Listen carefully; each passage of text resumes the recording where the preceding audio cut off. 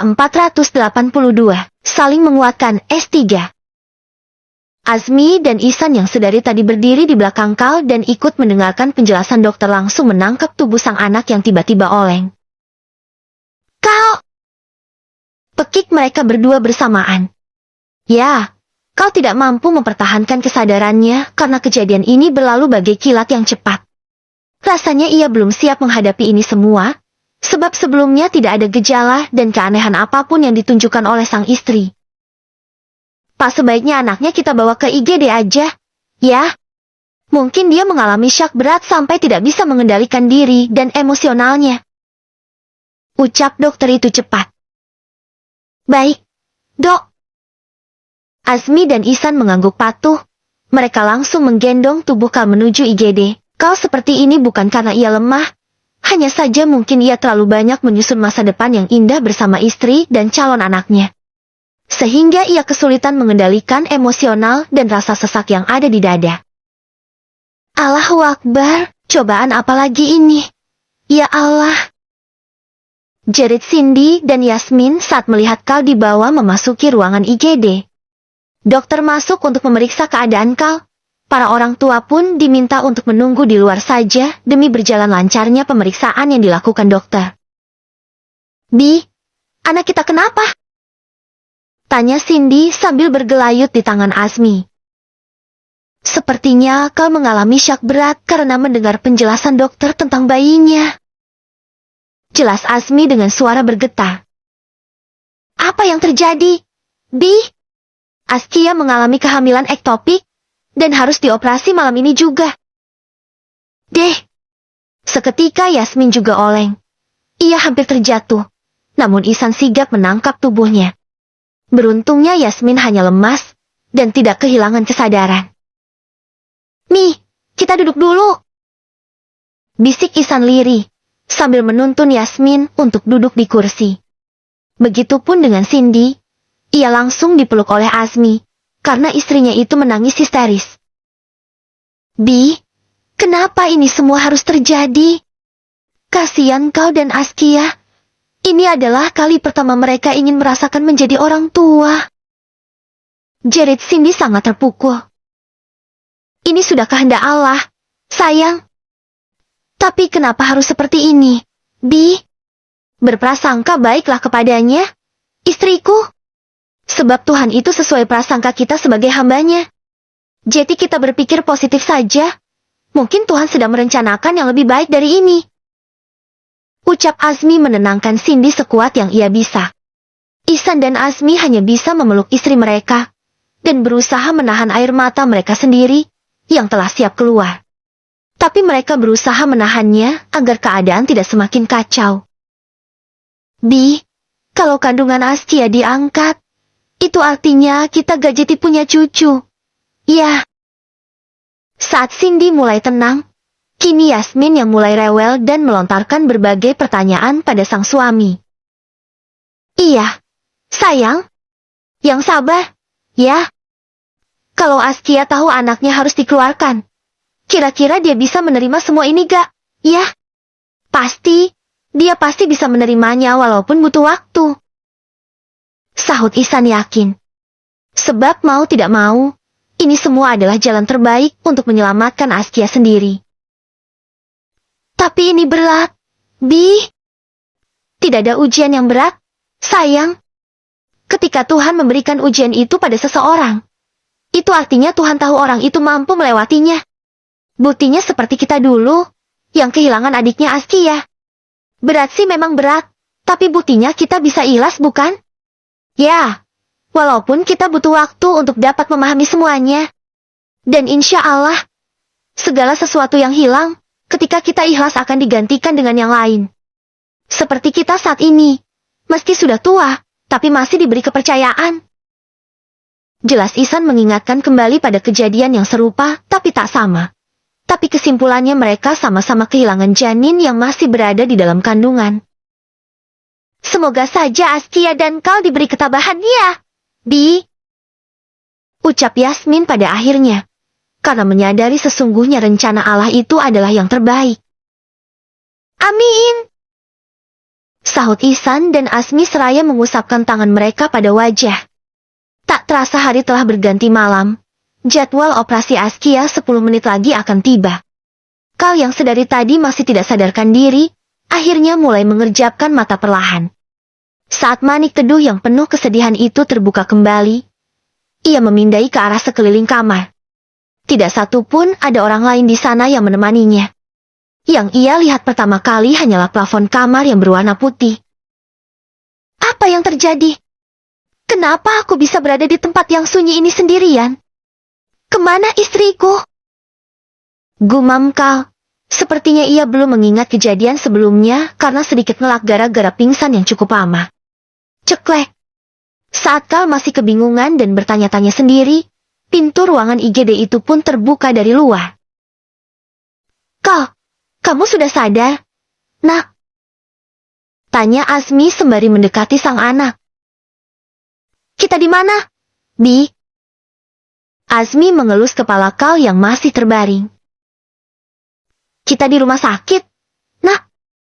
Kenapa bisa ada di rumah sakit? Bi? Padahal aku merasa baik-baik aja. Oh, iya. Istriku kenapa nggak ada di sini? Biasanya dia selalu menemani aku dalam keadaan apapun.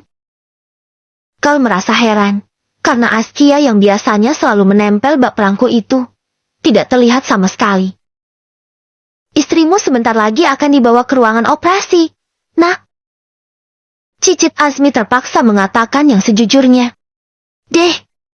Kal tersentak, memejamkan mata sejenak, dan bayang-bayang kejadian sebelum ia pingsan pun terputar kembali di ingatannya. Tubuhnya yang terasa lemas itu pun seketika langsung memiliki kekuatan untuk bangun dari pembaringan. Bi, antar aku menemani istriku. Aku ingin menguatkan dirinya. Pinta Kal memohon pada Asmi. Tapi, Nak. Asmi melirik ke arah infus yang masih terpasang di tangan Kal.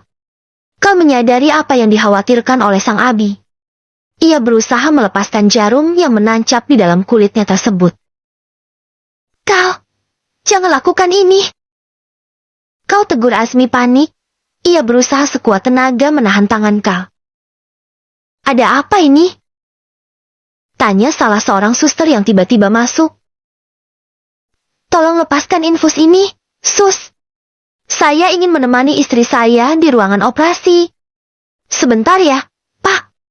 Saya harus memeriksa keadaan Bapak lebih dulu. Gak perlu. Waktu saya sudah mepet, Sus. Tapi, Pak, kalau suster tidak mau melepaskannya, saya bisa sendiri. Baiklah. Akhirnya suster itu mengalah. Ia melepaskan infus Kal dengan hati-hati. Singkat cerita, Kal sudah berjalan menuju ruangan Askia sambil dibantu oleh Asmi, karena jalannya masih sempoyongan. Saat tiba di ruangan sang istri, ternyata di sana ia tidak mendapati siapa-siapa lagi, selain seorang suster yang tengah merapikan tempat itu kembali. Permisi, Sus. Pasien yang bernama Askia Humaira Rohidah, sekarang berada di mana? Ya. Tanya Kal cemas. Oh, Ibu Askia. Dia baru saja dibawa menuju ruangan operasi. Pak. Nafas Kal kembali tercekat. Ya Tuhan, apakah ini sudah terlambat? Aku ingin menemaninya melawan rasa sakit dan ketakutan itu.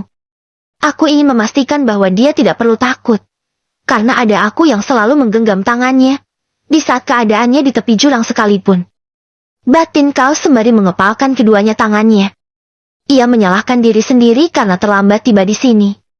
Asmi menarik tubuh Kal yang tertegun menuju ruangan operasi. Barangkali saja Askia belum memasuki ruangan itu, pikir Asmi. Namun sayangnya saat tiba di hadapan ruangan operasi pintunya sudah tertutup rapat, dan lampu yang berada di hadapan ruangan itu telah menyala, menandakan operasi telah berlangsung. Kal hanya bisa terduduk lemas di lantai. Sayang, kenapa kamu tidak menunggu aku sebentar aja? Lirih Kal terdengar menyayat hati. Cindy ikut berjongkok dan mengusap air mata Kal. Kita tunggu di sini aja ya, Nak. Bisik Cindy. Aku mau ikut ke dalam. Nih, aku mau menemani istriku. Kasihan dia pasti ketakutan. Askia gak mungkin ketakutan. Nak. Saat memasuki ruangan operasi ini, Askia masih belum sadarkan diri. Jadi dia tidak mungkin merasa ketakutan. Karena tidak merasakan apa yang dokter lakukan. Tapi Askia baik-baik aja kan? Mi. Cindy menatap ke arah Yasmin dan Ihsan. Dua orang itu mengangguk kompak, seolah memberikan isyarat bahwa jelaskan saja apa adanya. Istrimu belum sadarkan diri karena mengalami pendarahan hebat. Tidak lagi ada kata yang mampu terucap di bibir Kal.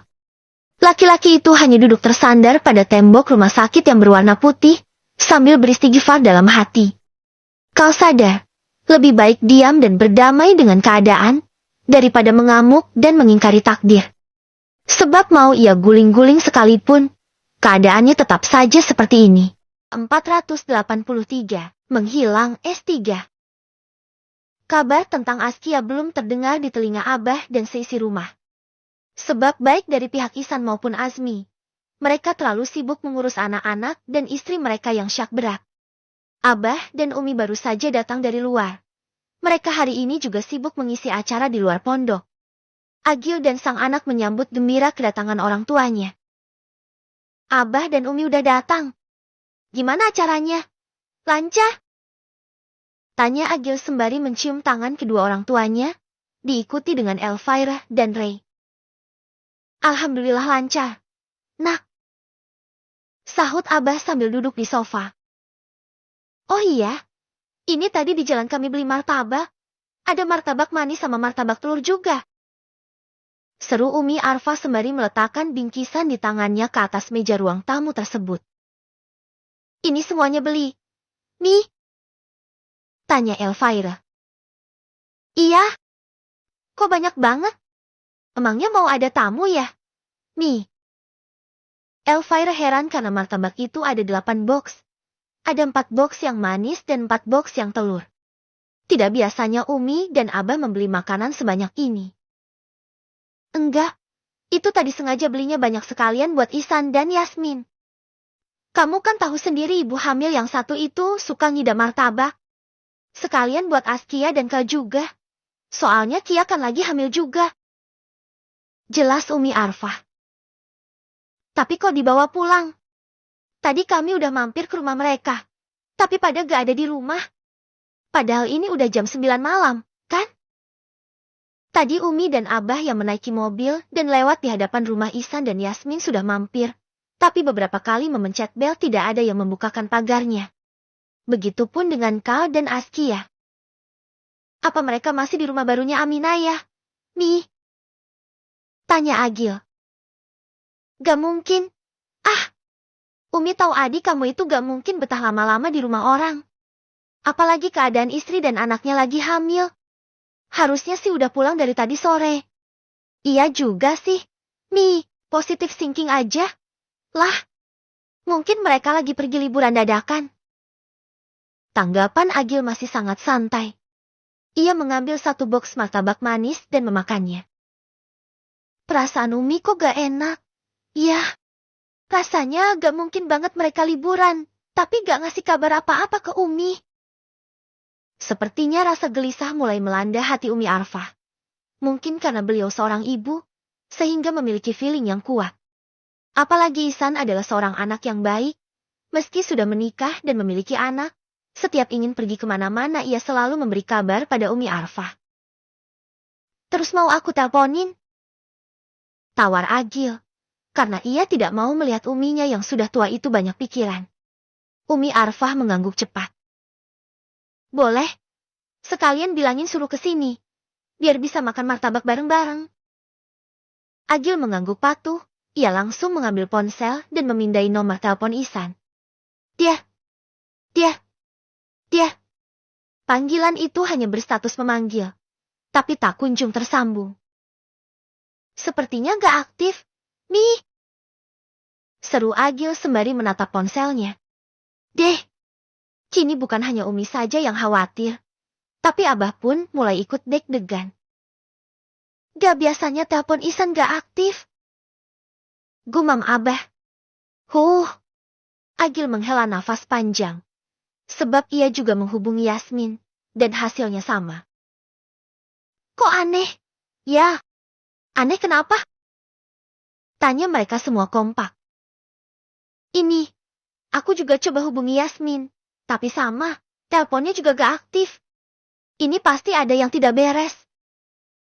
Celetuk Ray baru ikut berbicara. Sontak semuanya langsung menatap tajam bocah tengil itu. Seringkali ketika Ray berucap ia akan disemprot oleh orang-orang. Karena kata-katanya tidak pernah disaring. Ia sangat suka mengucapkan kalimat yang memperkeruh keadaan. Ray! Kau tegur Elvira. Ray nyengir kuda, sambil memindai nomor telepon Askia. Maaf, Mi, ini aku bantu hubungi Askia.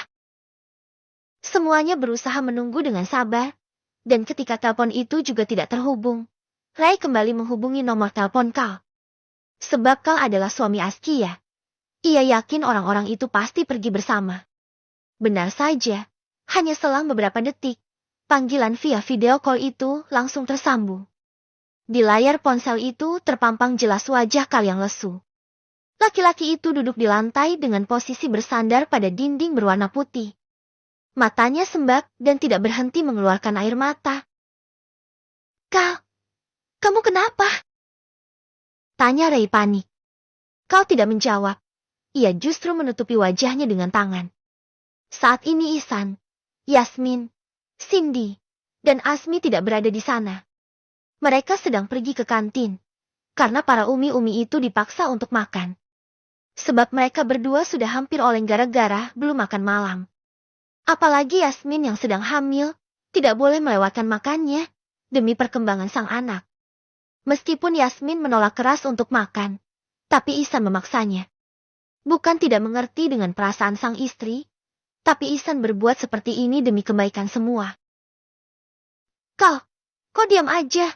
Sih, malah nangis lagi. Ingat, laki-laki itu gak boleh cengeng. Malu sama orang-orang. Nih ada Umi dan abiku. Ada kakek dan nenek juga. Ucap Ray songong, sembari menunjukkan satu persatu orang yang berada di dekatnya. Kau tidak merespon, ia terus menangis. Dan tiba-tiba pintu di sampingnya terbuka. Keluarlah para dokter sembari mendorong ranjang Askia. Kau langsung berdiri mengikuti sang istri yang sedang dipindahkan menuju ruang perawatan itu. Kok tempatnya kayak familiar, ya? Gumam Ray lagi, karena kamera ponsel yang dipegang Kal tanpa sengaja mengarah pada ruangan-ruangan yang ada di rumah sakit. Kal, kamu di rumah sakit? Tanya Agil setengah berteriak, meskipun Kal tidak meresponnya. Benar, Bi, ini di rumah sakit. Sahut Ray. Apa Askia kenapa-napa? Yah, soalnya Kal terlihat sedih banget gitu. Ray, gak boleh berprasangka buruk. Kau tegur Abah. Aku gak berprasangka buruk, Keh. Tapi ini memang jelas rumah sakit. Sahut Ray kekeh karena ia merasa benar. Saat Askia telah tiba di ruangan perawatan, ternyata Ihsan dan yang lainnya pun menyusul karena sudah kembali dari kantin. Gimana keadaan Askia? Nak? Tanya Ihsan menepuk-nepuk bahu Kal yang menangis di kaki Askia. Dia belum sadar juga. Bi, gak apa-apa, Nak. Mungkin karena efek bius pasca operasi aja. Insya Allah istri kamu akan sadar setelah efek biusnya hilang. San, Askia kenapa bisa dioperasi? Tanya Agil yang teleponnya tanpa sengaja diletakkan di bawah ranjang oleh Kal, tapi karena speaker ponsel Kal menggunakan volume 100% sehingga terdengar di telinga Ihsan. Mas Agil? Gumam Ihsan celingukan mencari keberadaan sang kakak. Sepertinya tadi ada suara Mas Agil, tapi kok nggak kelihatan? San, aku di sini. Teriak Agil konyol sembari melambangkan tangan. Padahal ia hanya berada di dalam ponsel. Mau melambaikan tangan sekalipun, Ihsan tidak akan menemukan dirinya jika tidak menemukan ponsel tersebut. Karena merasa suara itu sangat dekat dengannya, Ihsan pun berjongkok, dan benar saja ia menemukan ponsel Kal di dekat kakinya. San, ini ada apa? Sih? Kenapa kalian gak ada kasih kabar apa-apa? Apa yang terjadi dengan Askia? Dia baik-baik aja. Kan? Anaknya gak apa-apa. Kan? Cecar Agil beruntun. Padahal Ihsan baru saja menarik nafas sebelum menjelaskan semuanya.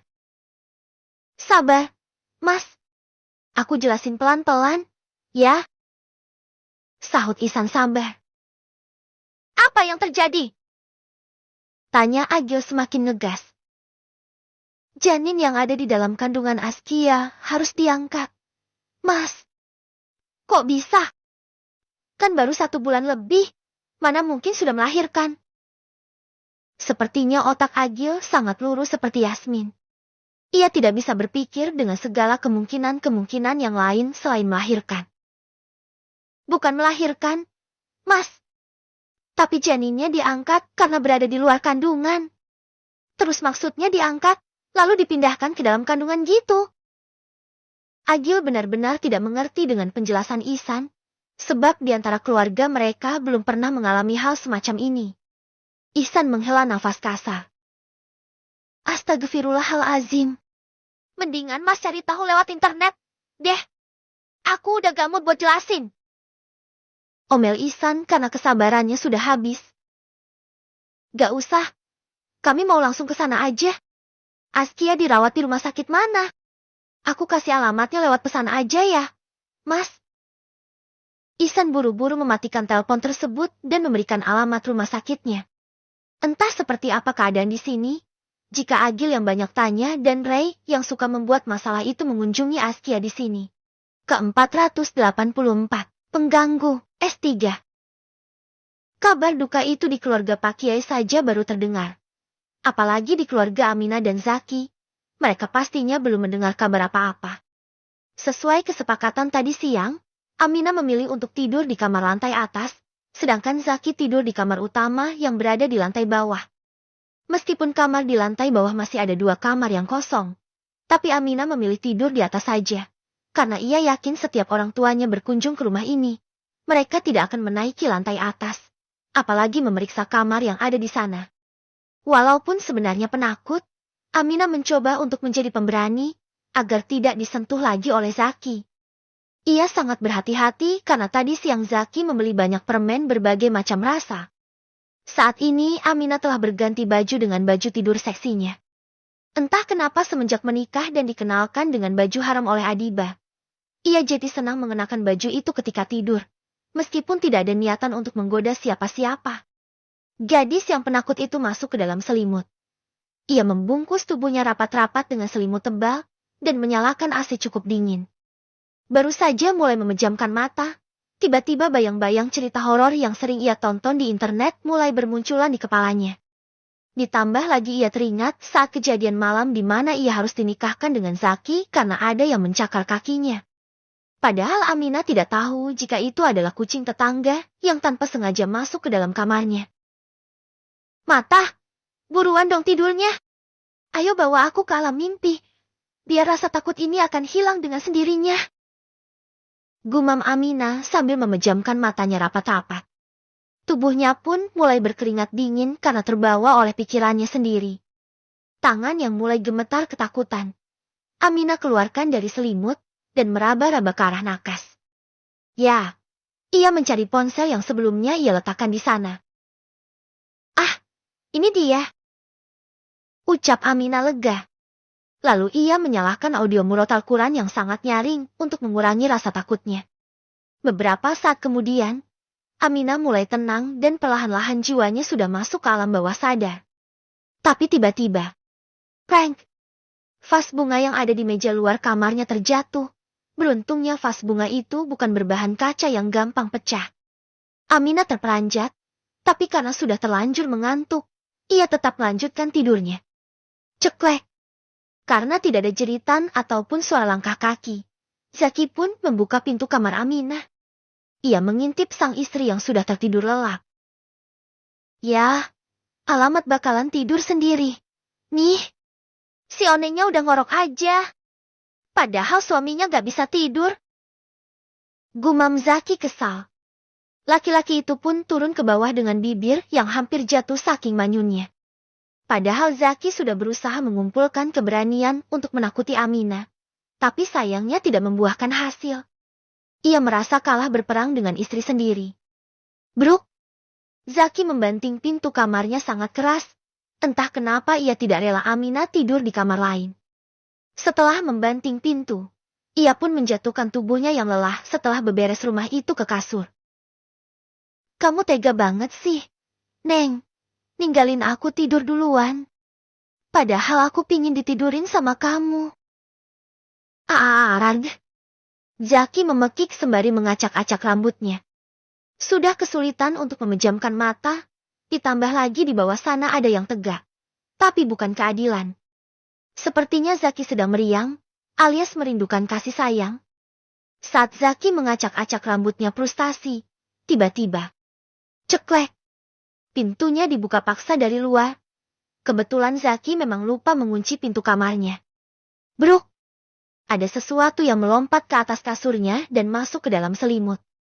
Ditambah lagi orang tersebut langsung memeluk tubuhnya sangat erat. Zaki menautkan alis, mengintip ke dalam selimut. Lah, kamu kok udah di sini aja? Neng? Perasaan aku belum baca mantra peletnya. Deh. Celetuk Zaki asal. Untungnya Aminah sedang tidak fokus sehingga ia tidak mengamuk. Bang, aku tidur di sini aja. Ya, aku takut. Ucap Aminah sambil terisak. Kenapa? Bukannya kamu sendiri yang pingin pisah kamar? Aku takut. Tadi aku mimpi dipeluk genderuwo. Zaki manggut-manggut. Ini adalah kesempatan emas yang harus dimanfaatkan dengan sebaik-baiknya. Kenapa gak dibiarin aja genderuwonya peluk? Kan enak, Neng. Anget-anget gimana? Gitu. Ledek Zaki, padahal bulu kuduknya juga ikutan merinding. Ish, apaan sih? Bang, aku gak mau lagi tidur di sana. Pokoknya aku mau tidur sama abang aja. Aku gak mau. Tolak Zaki mentah-mentah. Kenapa gak mau? Ini kan kamar aku juga. Kamar kamu di atas. Kok jadi gini sih, Bang? Kan kamu yang minta. Kamu yang maksa aku buat nyetujuin. Ucap Zaki pura-pura bete. Gak Jeti, kata-katanya aku cabut. Enak aja, gak ada kata dicabut. Pokoknya aku udah setuju. Maka kamu harus konsisten dengan kemauan kamu. Aminah semakin mengeratkan pelukannya. Ia takut jika dikembalikan Zaki ke kamar atas. Pokoknya aku mau di sini aja. Titik. Oke, boleh-boleh aja kalau kamu mau tidur di sini. Tapi ada syaratnya. Zaki mulai beraksi. Karena listrik bertegangan tinggi di bawah sana sudah hampir meledak gara-gara wajah Aminah tepat menempel di perutnya. Jika sedang dalam keadaan normal, Zaki tidak ada niatan untuk melakukan ini semua pada Aminah. Tapi jika malam hari tiba, apalagi menjelang tengah malam seperti ini, pikirannya mulai kacau dan traveling. Sebab tidak bisa dipungkiri, ia adalah laki-laki normal. Apalagi, Zaki sudah sempat meneguk manisnya madu surga dalam rumah tangga. Aminah keluar dari persembunyiannya. Wajahnya tepat menghadap ke arah wajah Zaki yang merah padam karena menahan sesuatu. Detak jantung keduanya tiba-tiba saling bersahut-sahutan saat manik mereka saling bertatapan. Syaratnya apa? Tanya Aminah terbata-bata karena sembari menahan degupan di dadanya. Syaratnya, kamu harus mau kita praktikin pakai permen aneka rasa tadi siang. Ucap Zaki sambil mengedipkan sebelah matanya. Sontak Aminah langsung mendorong dada Zaki. Gak mau. Najis banget kita main begituan lagi. Tolak Aminah sarkas tanpa disaring sedikit pun. Untungnya Zaki sudah kenal seperti apa kepribadian Aminah, sehingga ia tidak langsung mengambil hati ucapan istrinya itu. Oke, gak apa-apa kalau kamu gak mau. Silahkan kembali ke kamar kamu, dan selamat menikmati tidur di peluk Om Genderuwo. Bulu kuduk Aminah kembali berdiri. Kali ini ia menenggelamkan wajahnya di dada bidang milik Zaki yang masih mengenakan pakaian. Kenapa meluk lagi sih? Neng? Kamu tahu gak? Ini tuh menyiksa aku. omel Zaki sambil berusaha melepaskan pelukan Aminah secara paksa. Terus abang maunya gimana? Kamu harus melayani aku layaknya seorang istri. Tapi kalau aku hamil abang mau tanggung jawab? Tanggung jawab dan bukti seperti apa lagi yang kamu inginkan Aminah Syakila? Semua kebutuhanmu telah aku penuhi, termasuk tempat tinggal ini. Tapi abang gak kabur kan kalau aku hamil? Mau kabur kemana? Kita ini satu keluarga. Aku gak mungkin nyanyain kamu. Neng. Ya udah deh kalau gitu gak apa-apa. Ucap Aminah pasrah karena tidak memiliki pilihan lain lagi. Daripada tidur di peluk genderuwo, lebih baik tidur dipeluk oleh Zaki, pikirnya. Sontak Zaki langsung melepaskan pakaiannya, dan juga pakaian Aminah. Ia semangat 45 untuk melakukan ibadah suami istri, apalagi malam ini adalah malam Senin. Dengan kesadaran yang menyala-nyala, Zaki mulai merangsang Aminah, mendorong gelombang kehangatan melalui setiap sentuhan. Walaupun kepastian hatinya masih berlayar di lautan keraguan, hasrat untuk membangun bahtera rumah tangga bersama Aminah sampai akhirat terpatri kuat dalam jiwa. Aminah, yang tak bisa lagi menyembunyikan hasratnya, mengeluarkan desahan yang menambah gairah Zaki. Ia tak dapat mengingkari bahwa sejak malam pengantin mereka, ingatan akan sentuhan Zaki selalu membangkitkan rindu yang membakar. Memori akan kekuatan Zaki merebahkannya ke dalam pusaran mimpi yang indah. Dan tak lama, getaran yang tak terbendung lagi memenuhi ruang antara mereka. Zaki tidak dapat menahan diri lebih lama, ia ingin meleburkan mereka menjadi satu, dalam hujan cinta yang tak terelakkan. Saat Zaki mulai berusaha, tiba-tiba telepon Aminah dan teleponnya berdering secara bersamaan. Astaga, kenapa ada yang telepon malam-malam seperti ini? Jerit Zaki seraya mengepalkan kuat kedua tangannya. Ia kesal karena merasa sangat terganggu. Bentar, Bang. Sebaiknya kita angkat dulu. Takutnya ini telepon penting. Gak usah. Kita matikan aja. Zaki meraih ponselnya. Begitupun dengan Aminah. Tapi bedanya Aminah menutup seluruh kepala dan tubuhnya dengan selimut sebelum menjawab panggilan grup via video call itu. Ada apa? Lei? Kok tumben banget malam-malam gini telepon? Tanya Aminah, karena yang memanggil itu adalah Ray. Namun di layar itu bukan hanya Ray. Tapi ada beberapa sahabatnya yang lain, bedanya mereka belum bergabung dalam panggilan itu. Sebab mereka memiliki grup persahabatan di sebuah aplikasi hijau. Askia, Min. Sahut Ray dengan suara bergetar. Aminah terbelalak. Ia membekap mulutnya sesaat. Kamu jangan main-main. Ray. Aku serius. Min. Ini kami sekeluarga ada di rumah sakit. Tidak lupa Ray menyertakan bukti dengan memperlihatkan area rumah sakit itu agar Aminah percaya